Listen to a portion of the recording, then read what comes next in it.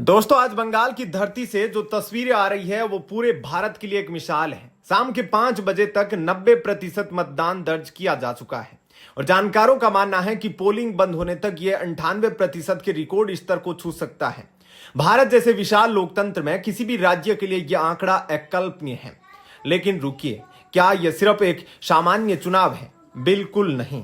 यह बंगाल की त्रस्त जनता का साइलेंट रिवॉल्यूशन है। यह 98% मतदान उस खौफ के खिलाफ है जो सालों से बंगाल की गलियों में फैलाया गया था। जब लोग इतनी बड़ी संख्या में घरों से बाहर निकलते हैं तो इसका एक ही मतलब होता है, सत्ता परिवर्तन की आंधी। लोग ममता बनर्जी के अत्याचारों, भ्रष्टाचार और दमनकारी शासन से इस कदर तंग आ चुके हैं कि आज उन्होंने बूथों पर कब्जा करने वाले गुंडों को अपनी भीड़ से किनारे कर दिया है। एक तरफ जनता वोट दे रही है तो दूसरी तरफ हार की हताशा में टीएमसी के गुंडे नंगा नाच कर रहे हैं। साउथ दिनाजपुर की तस्वीरें देखिए।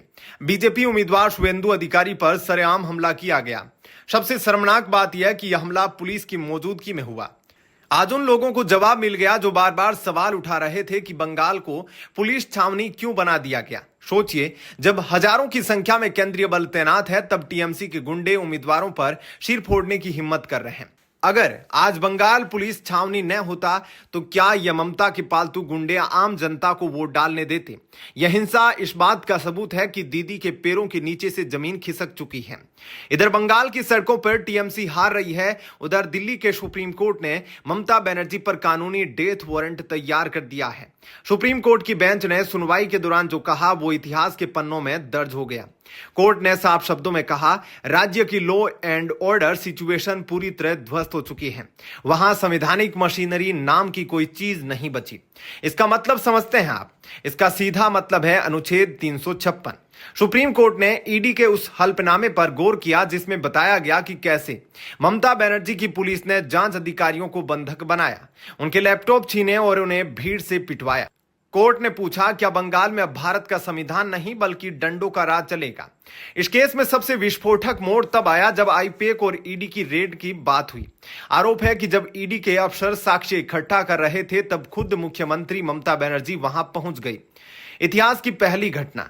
क्या आपने कभी सुना है कि कोई मुख्यमंत्री रेड रुकवाने के लिए खुद मौके पर पहुंच गई हो? सॉलिसिटर जनरल तुषार ने कोर्ट को बताया कि अधिकारियों के हाथों से दस्तावेज तक छीने गए। यह केवल ड्यूटी में बाधा नहीं, यह उस शपथ का अपमान है जो एक मुख्यमंत्री संविधान की रक्षा के लिए लेती है। यहां मुख्यमंत्री खुद संविधान को चुनौती दे रही थी। कोर्ट ने इस पर तल्ख टिप्पणी की कि ममता बनर्जी का यह व्यवहार किसी भी तरह से लोकतांत्रिक नहीं कहा जा सकता। इस पूरी बहस में ममता सरकार के वकील कपिल सिब्बल की हालत देखने लायक थी। उन्होंने कोर्ट से गुहार लगाई, माय लॉर्ड, आप जो कह रहे हैं उसे लिखित आदेश में मत डालिएगा। सिब्बल साहब जानते हैं कि अगर सुप्रीम कोर्ट ने लिखित में यह कह दिया कि बंगाल में संवैधानिक ढांचा फेल है तो चुनाव के नतीजे आने से पहले ही केंद्र सरकार ममता सरकार को बर्खास्त कर सकती है।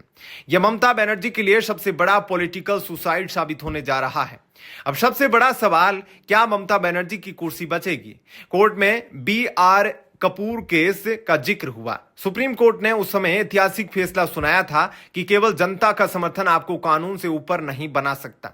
अगर सुप्रीम कोर्ट यह तय कर लेता है कि ममता बनर्जी ने जानबूझकर केंद्रीय जांच को बाधित किया है और संविधान का उल्लंघन किया है तो चुनाव आयोग उन्हें अयोग्य घोषित कर सकता है। यानी इधर चुनावी हार और उधर कानूनी रूप से मुख्यमंत्री पद के लिए अयोग्य होना। दीदी के लिए चौतरफा घेराबंदी हो चुकी है। 98% मतदान और सुप्रीम कोर्ट की फटकार यह संकेत है कि बंगाल में एक युग का अंत होने जा रहा है। ममता बनर्जी आज उस दोराहे पर खड़ी है जहां एक तरफ हार का डर है और दूसरी तरफ बर्खास्तगी की तलवार। बंगाल की जनता ने आज पोलिंग बूथों पर अपना फैसला सुना दिया है। क्या आपको लगता है कि बंगाल में अब राष्ट्रपति शासन ही आखिरी विकल्प है? क्या ममता बनर्जी को मुख्यमंत्री पद पर बने रहने का नैतिक अधिकार है? अपनी राय कमेंट बॉक्स में जरूर लिखें। इस वीडियो को ज्यादा से ज्यादा शेयर करें ताकि बंगाल का सच दुनिया के सामने आए। सब्सक्राइब करें और जुड़े रहे हमारे साथ। धन्यवाद।